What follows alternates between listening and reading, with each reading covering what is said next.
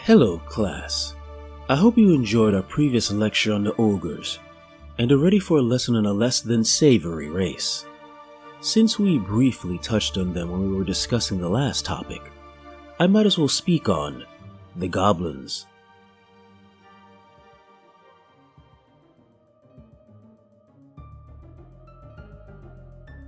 Now, no one knows the true origins of the Goblins, although there are some theories.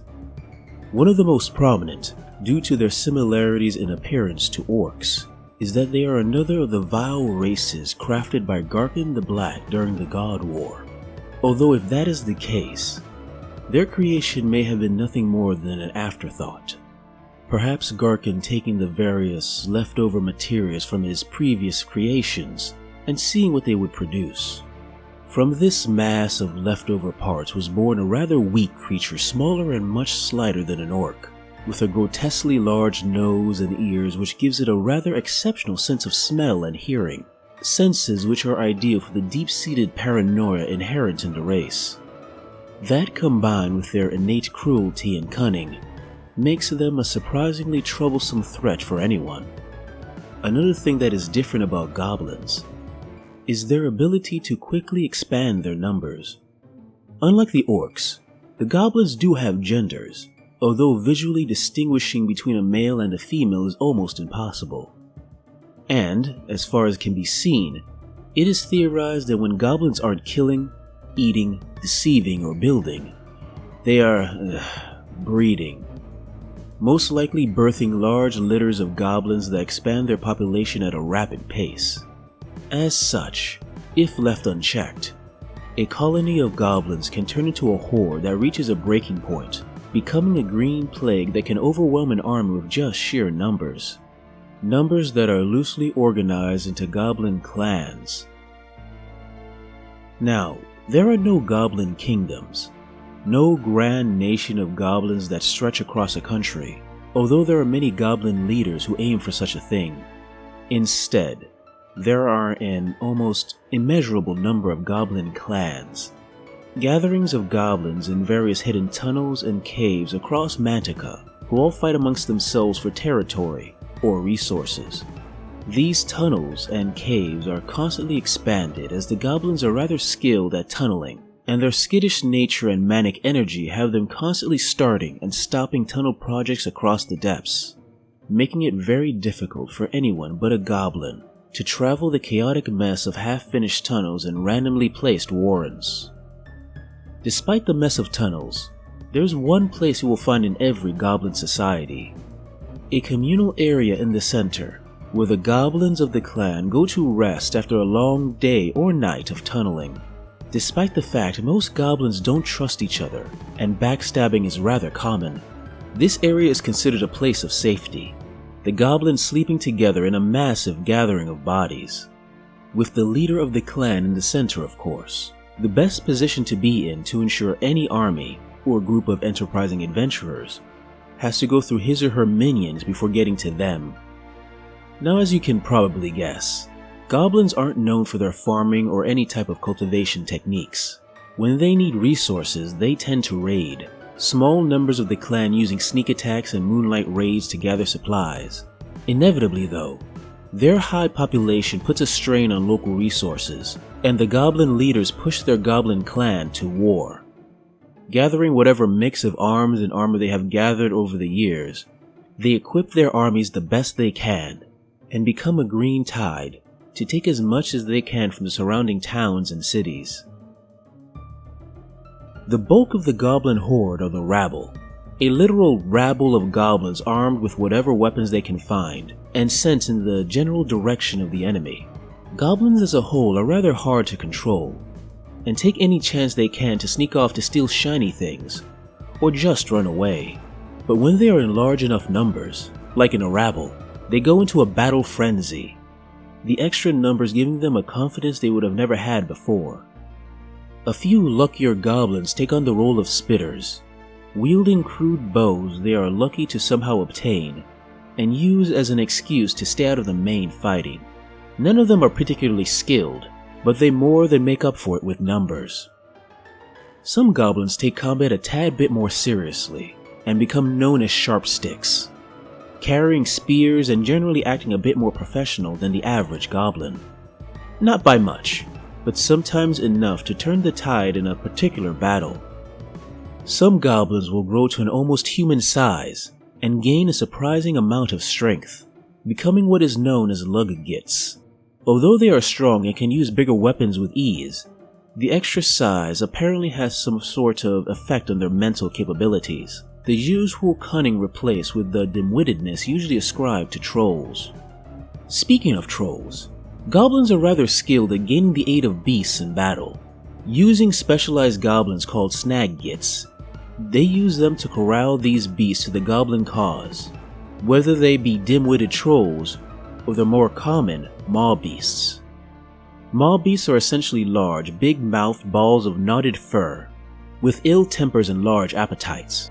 Barely controlled by their goblin handlers, they are used in various forms of battle. The most common form is as fleabag riders, goblins riding the beasts as rather effective shock troops. They can also be used as scouts. The scouts on maw beasts known as fleabag rider sniffs are used to harass the enemy with arrows, although whether they actually hit anything is usually due more to luck than anything else.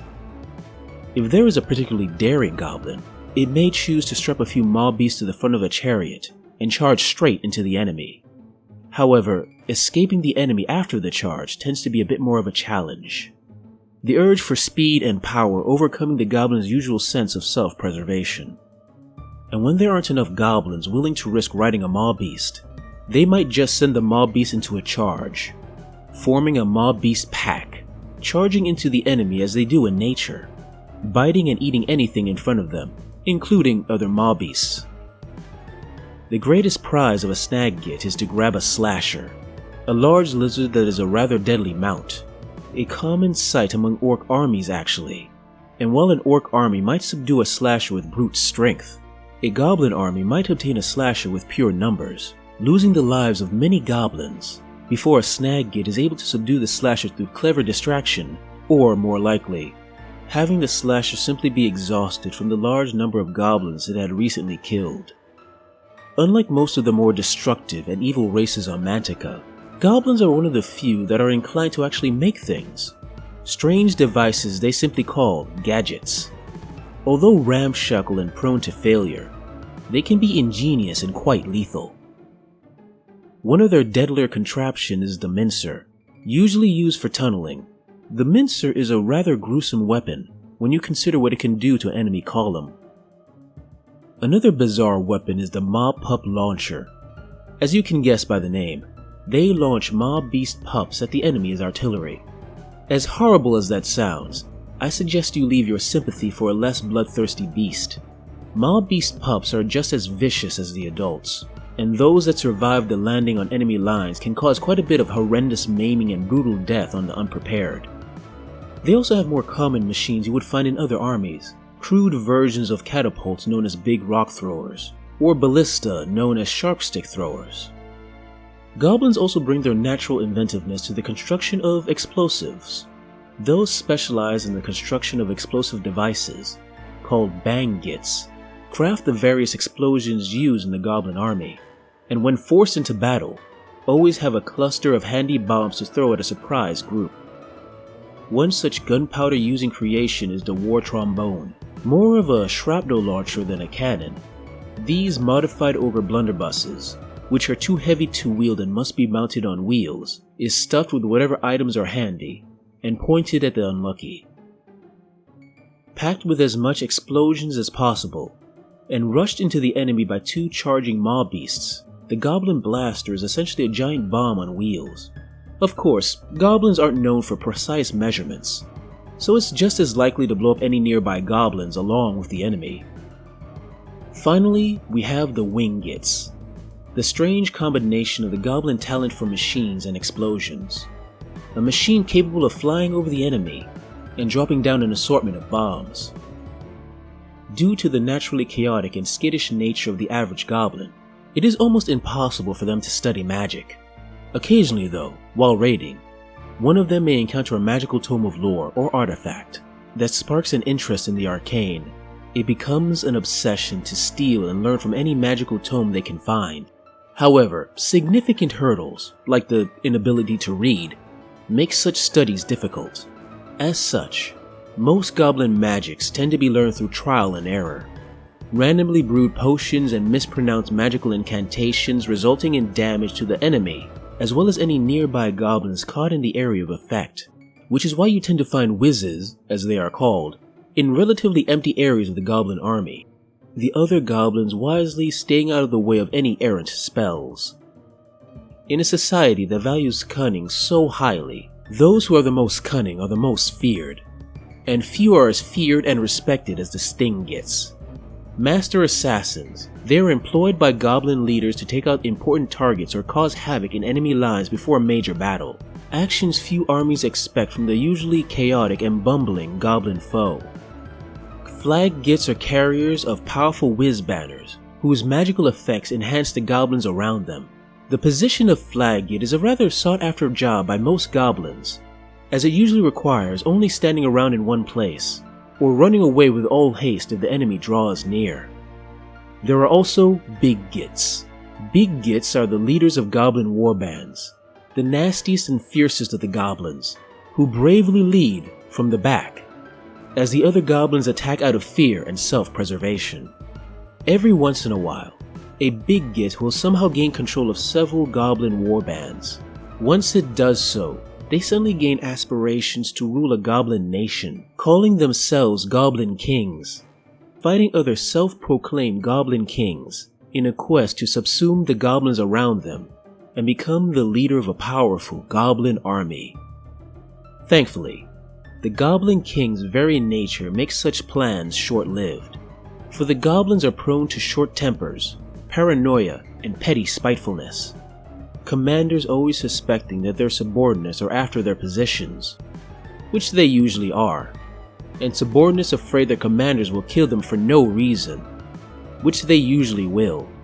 Thus, despite their large numbers and cunning, even the greatest goblin threats don't tend to last long, but before then, they can cause quite a bit of death and devastation that can be felt by a nation for years to come.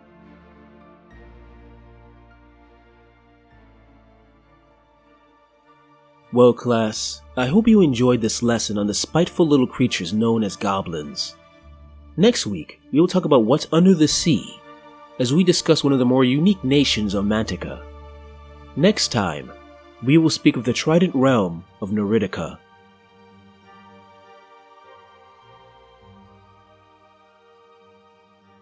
Hey guys, I hope you enjoyed this video on the Goblins and Kings of War, those spiteful little gits.